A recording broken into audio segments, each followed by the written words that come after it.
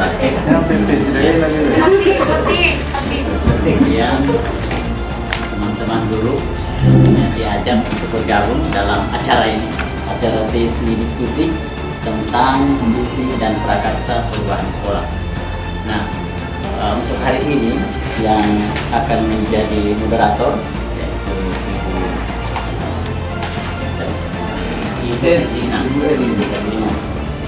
Kemudian nanti salah satu CGP menjadi pemandu diskusi, sedangkan peserta hari ini yaitu dari kepala sekolah, guru dan tenaga pendidikan. Dan kita bersyukur hari ini kegiatan kita alhamdulillah berjalan dengan baik, sehingga apa yang kita rencanakan bisa berjalan dengan sesuai dengan rencana. Baik Bapak Ibu sekalian, kita lanjut saja. Saya serahkan diskusi ini ke Ibu.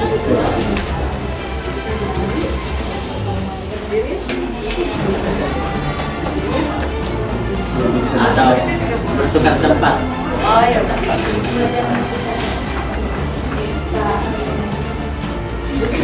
Iya, boleh. Santai-santai saja. Yes. Assalamualaikum warahmatullahi wabarakatuh. Waalaikumsalam. Salam dan bahagia. Baik Bapak Ibu, alhamdulillah pada pagi hari ini kita berkumpul di ruangan ini dengan pendampingan individu kegiatan pendampingan individu. Sebelumnya yang kami hormati Bapak Kepala kemudian para pengajar praktik Ibu Mulyani Gabar, Mulyani Gabar, Ibu Surah, para CGP yang hebat, ada 3 orang CGP di sini ya. Kemudian rekan sejawat ya, muda SMP Madani yang masih muda keluarganya ini. Terima kasih sudah bergabung.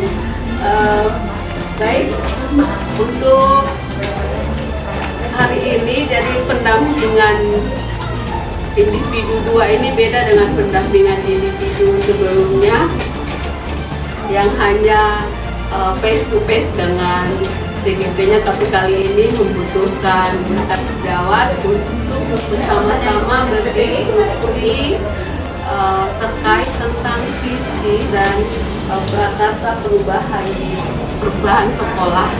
Kemudian ini sebentar ada diusahakan ya, ada interaktif antara CGP dengan rekan guru terkait visi yang akan dianggarkan oleh salah satu CGP-nya kita, yaitu Ibu Suritnawati ya.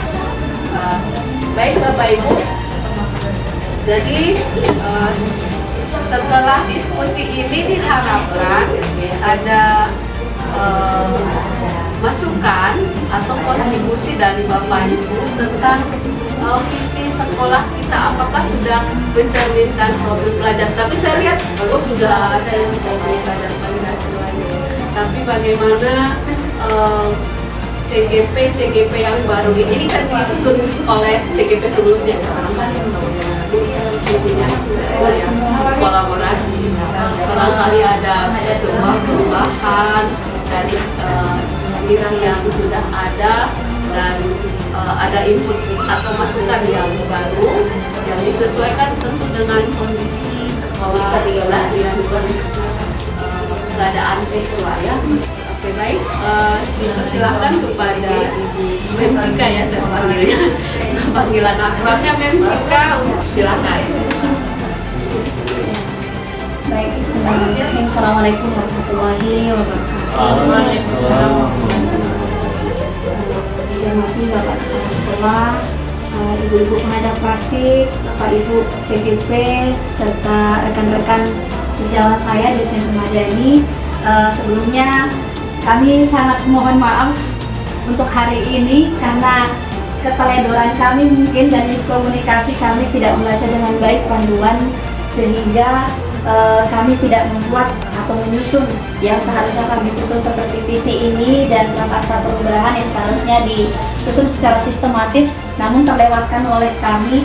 Jadi mohon maaf, kami hari ini menampilkan apa adanya terkait tentang visi sekolah yang sudah disusun bersama oleh warga, khususnya guru, staf TU, tentang visi sekolah SMP Madani yang sebelumnya sudah disusun bersama. Bisa dilihat di depan Bapak Ibu bahwa visi sekolah kami adalah terwujudnya insan cerdas, inovatif, berkarakter, berbasis lingkungan,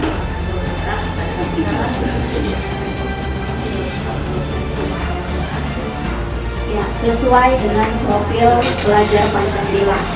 Ya, berdasarkan ini sudah melalui sharing pendapat, kemudian analisis keadaan sekolah, potensi yang dimiliki oleh sekolah, dan apa yang ingin kami capai untuk pendidikan yang berpihak pada murid. Maka dirumuskanlah visi ini dalam bahasa seperti ini: terwujudnya insan cerdas, inovatif, berkarakter, berbasis lingkungan, sesuai profil pelajar Pancasila. Jadi Bapak Ibu, dari materi guru penggerak yang sudah kami dapatkan di modul 1.3 ya, terkait visi, bagaimana visi itu bisa mendukung terlaksananya pendidikan yang berorientasi kepada murid. Nah, di sini untuk Madani sendiri, insya Allah rumusan visi ini sudah sangat insya Allah berorientasi kepada apa yang murid-murid butuhkan dan apa yang bisa difasilitasi oleh sekolah untuk pertumbuhan murid serta sesuai dengan kodratnya. Nah, dari profil pelajar Pancasila sendiri, seperti yang kita ketahui, beberapa dimensi, ada 5 dimensi profil pelajar Pancasila yang tergabung di sini semua di visi ini, yaitu mulai dari di misi di sini ada 9 misi yang kami rumuskan untuk mencapai visi sekolah tersebut. Yang pertama, menerapkan proses pembelajaran berdiferensiasi berbasis TIK, lingkungan, dan kearifan lokal. Nah, ini kalau di materi CGP, pembelajaran berdiferensiasi didapatkan baru-baru ini, itu sangat menginspirasi kami. Tapi alhamdulillah di sini sudah jadi misi kami sendiri untuk mencapai visi sekolah.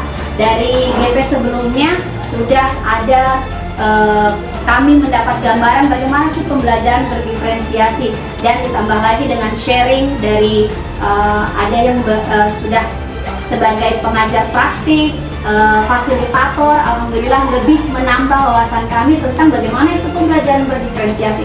Dan alhamdulillah walaupun belum maksimal atau belum secara keseluruhan, tapi sudah menerapkan pembelajaran berdiferensiasi di dalam pembelajaran di kelas. Seperti ini, dari mulai siswa itu masuk ke gerbang sekolah itu karakter mulai dibentuk. Mulai pagi hari itu mereka sudah secara otomatis mereka langsung menuju ke tempat lokasi bersih-bersih mereka. Karena dari awal mereka masuk sudah dibagi lokasi seperti itu.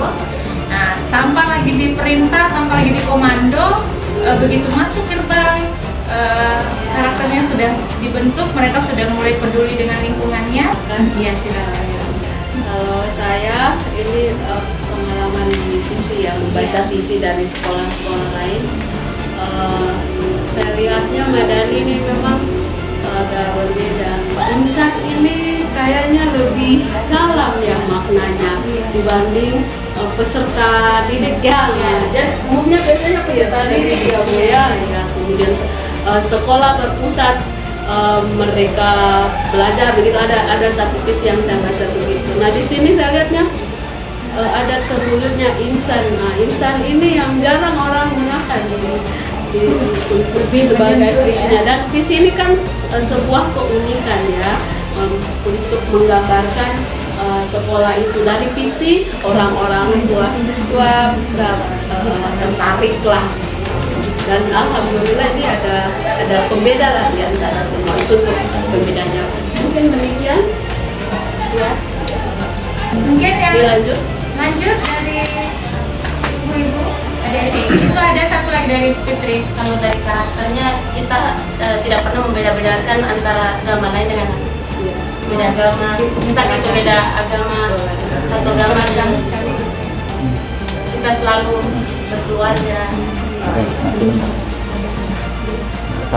Oke. Ya, terima kasih. Mungkin kalau sudah tidak ada, masih ada? Jika berani lagi. Lanjut. Ya baik, tadi Pak Sudar, Mama boleh menceritakan? Ya, jadi tadi dari pertanyaan pertama sudah dikemukakan oleh teman-teman bahwa sekolah kita ini visinya sudah menggambarkan dengan jelas ya, karena kami susun bersama. Kemudian apakah ada pembeda? Ya menurut kami ada pembedanya, sangat berbeda.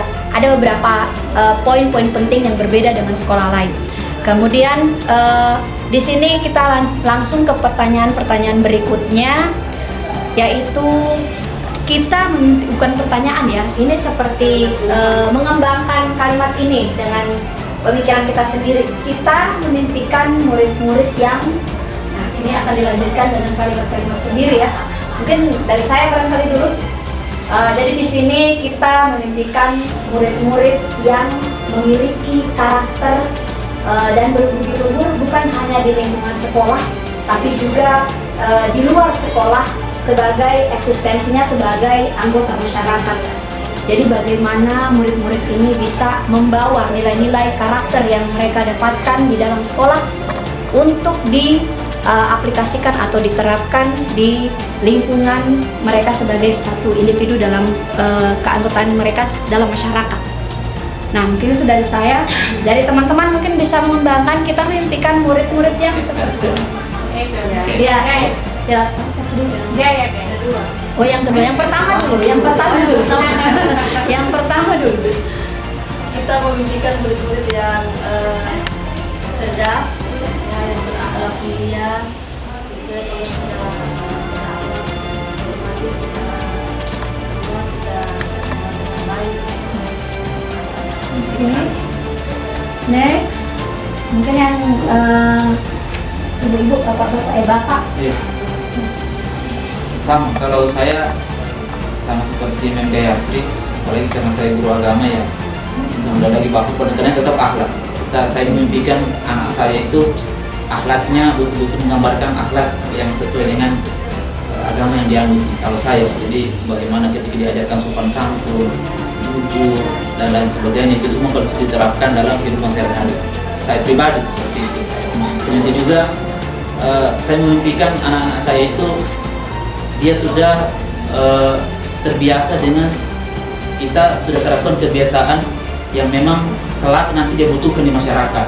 Contoh, saya mengajar kelas itu mulai sekarang saya membiasakan anak aktif maksudnya dalam kelas saya tidak pernah lagi menjelaskan dalam kelas. Anak-anak yang saya berikan kesempatan untuk menjelaskan, karena saya berpikir ini yang mereka butuhkan ketika nanti mereka di masa depan, ketika mereka kuliah, mereka dituntut harus bisa berbicara di depan umum, begitu juga SMA dan seterusnya. Makanya itu semua yang saya inginkan kelak nanti di anak-anak saya. Selain mereka punya akhlak, mereka juga harus bisa dipersiapkan untuk hidup di masyarakat kelak. Itu yang saya inginkan. Terima kasih Ibu Gaya tadi, Pak Hamdan. Mungkin ada dari teman-teman saya? Iya. Dari Bapak Ibu CGP, Pak Sudar, Ibu Suryani, ada impian terhadap murid-murid? Ya nanti saya nomor berikutnya lah.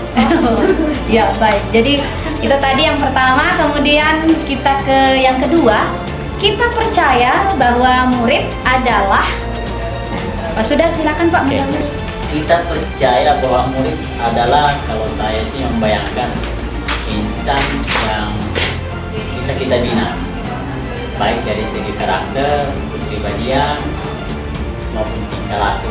Jadi itu gambaran kita bahwa siswa itu pasti bisa diubah sedemikian rupa jika jadi tinggal bagaimana kita mengolahnya dengan baik, sehingga nanti apa yang kita percaya bahwa siswa yang kita bina karakternya akan bisa berubah. Itu dari saya singkat. Iya, terima kasih Pak Sudar. Ibu Suryani mungkin ada? Kita percaya bahwa murid Kita adalah percaya bahwa murid adalah sama insan yang bisa kita bimbing sehingga menjadi siswa yang bermartabat, siswa yang bisa terjun langsung di masyarakat. Kemudian bahwa murid itu memiliki potensi. Kita percaya bahwa murid itu memiliki potensi yang bisa kita gali agar lebih tampak lagi potensi yang mereka miliki. biasa ya.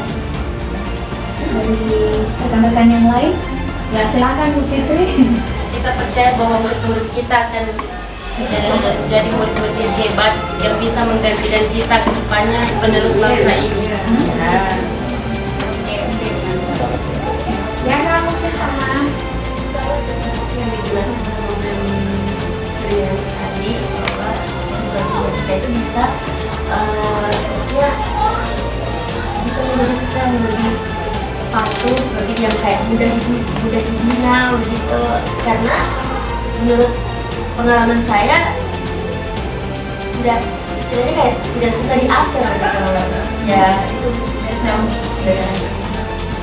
Nah, masih ada lagi? Udah cukup? Oke, kita percaya murid adalah yang seperti Bapak Ibu gambarkan tadi. Kemudian yang berikutnya, di sekolah kita mengutamakan, ini kayaknya kalau ada kata adalah tidak cocok ya. Kita mengutamakan di sekolah, kita mengutamakan saya dulu barangkali. Boleh. Jadi di sekolah kita mengutamakan pengembangan karakter para peserta didik kita, itu yang paling penting terlebih dahulu, karena tanpa akhlak yang baik, adab itu yang lain-lainnya itu tidak akan terbentuk dengan baik. Untuk saya, kalau sudah ada akhlak, adabnya sudah bagus, pasti anak-anak akan jadi orang-orang yang lebih positif di lingkungan masyarakat. Kemudian yang lain, silakan Bapak. Kalau saya sendiri yang murid Sekolah dia utamakan. oh iya, di sekolah kita mengutamakan bagaimana kita berpihak kepada siswa, ya. Kita melayani dengan ikhlas dan sabar. Kalau kita dikata-kata ya sabar saja. Ya, kita artinya bagaimana kita melayani siswa, kita mempihakan siswa, sehingga apa yang disampaikan yang tadi, baik dari segi karakter, keteladanan dan seterusnya, bisa kita sampaikan. Jadi pada intinya kita akan berusaha supaya kita berpihak kepada siswa dari segi pelayan. Tapi dalam hal ini kita juga tidak semata-mata berpihak berarti memberikan apa yang ada, tetapi memberikan sesuatu yang harus dibatasi, ya, yang dibatasi, sehingga sekolah bukan tempat untuk misalnya main game, karena sudah berpihak kepada siswa, apa yang dia mau dikasih, nah itu juga harus kita batasi. Dalam hal ini kita memberikan kepada siswa itu sesuatu yang memang ya ada kontrolnya, betul ya. Jadi walaupun siswa bebas, tapi kita tetap harus ya. Di sekolah kita menemukan kerjasama bersama, kolaborasi, karena sampai kita membentuk karakter dan individu satu orang saya yang fokus pada pembentukan karakter. Menurut saya kerjasama itu penting. Jadi, untuk kecil mungkin sederhananya memerhatikan sholat itu kan sebenarnya tidak bisa hanya satu dua orang, apalagi mengurus siswa yang berat 100 itu kan susah kalau hanya melalui guru agama. Maka menurut saya penting semua guru terlibat, harus ada kerjasama. Itu menurut saya yang penting di sekolah. Bahkan semua bentuk kegiatan, tidak hanya sholat, semua bentuk kegiatan harusnya ada kerjasama. Itu barangkali dari saya. Kondisi sekolah dan siswa yang ada di sini, dan mudah-mudahan bisa diimbangi dengan program-program yang sesuai, ya. Jadi dari visi ini ada program tertentu yang bisa mencapai target dari visinya, yang sudah dijelaskan juga tadi di Ibu Mulyani. Saya kira demikian Pak.